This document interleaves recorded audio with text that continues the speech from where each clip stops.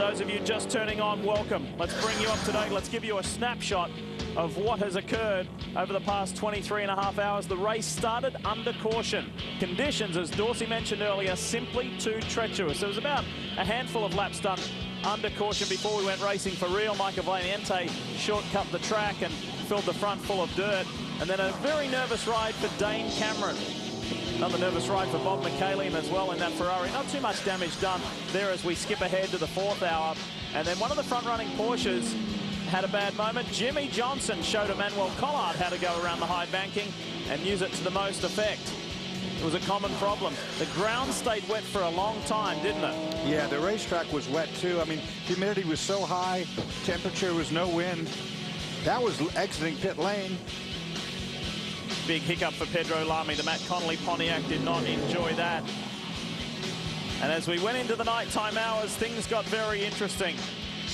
Particularly at the O2 Ganassi camp, there was an engine done. There was. We saw Montoya take the lead, and then shortly thereafter, he was in the garage area. Their game was over, and it had to really resonate through that whole team. Maybe these BMW cars are going to have problems, but not so. The 01 has soldiered on. There we saw Burt Frizzell have a problem through the chicane. Really tripped up a lot of people today. And then the 88 goes up in flames. Yeah, John Baker had a scary moment there. The Autometrics 14 Porsche. And then Anthony Lazzaro on fire, and it was over and out. AJ Allmendinger put a nice move on Mad Max Pappas, only to have contact with a GT car several laps later and force him to come into the pits. Then a bizarre accident involving Dion von Moltke and Bryce Miller. Bobby Labonte ran out of fuel, had to get towed back to the paddock to get a top-up. And that was for the lead. That was the lead car, and suddenly we see action here. Sasha Maassen gets into it. Mike Volkowski, a little bit of retribution a little bit later on, but they both continue.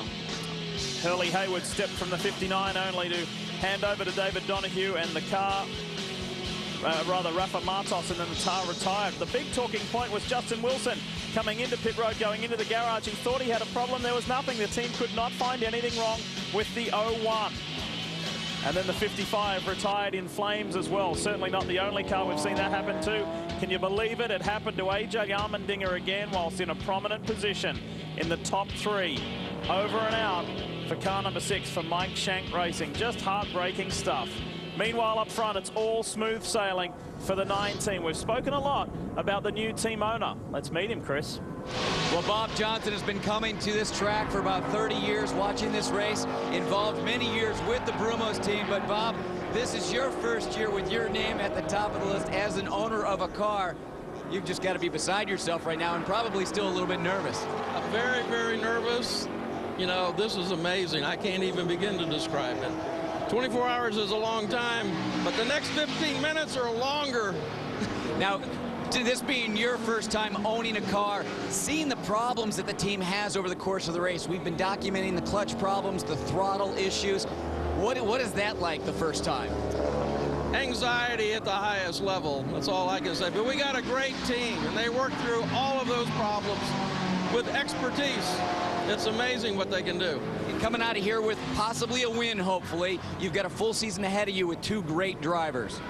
We have phenomenal drivers. All of our drivers here today and yesterday are just outstanding, and we're really looking forward to the remaining part of this year, the rest of this year. Well, he's counting every second right now, and from one team owner to another. What do you have, Brian? Chris, I'm at a pretty special place down here with some pretty important people around me. Felix Sabatas down the end, Mike Hull standing here, one of the smartest men in the paddock, Chip Ganassi, not only for the racing empire that you built because you were smart enough to stay back in the motor coach, I think, and stay warm.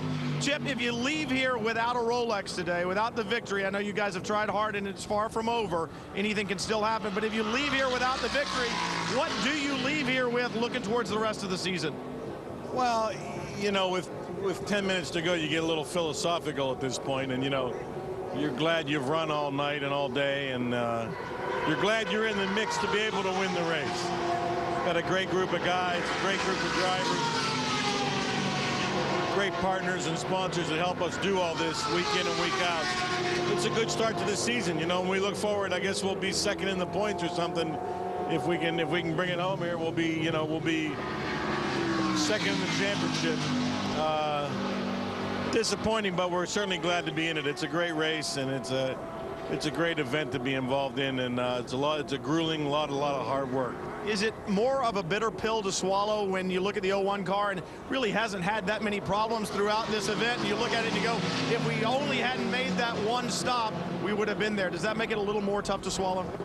The bitter pill is the 02 car that's in the garage, you know. So, you know, we showed up with 2 bullets in our gun. We only have 1 right now. So, no, I mean, you know, you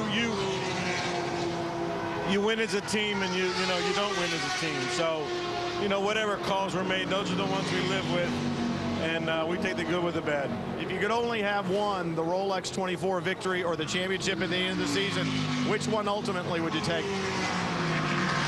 That's a tough question. I'm not sure I have the answer for that. All right, but what they do have the answer for is the rest of the season.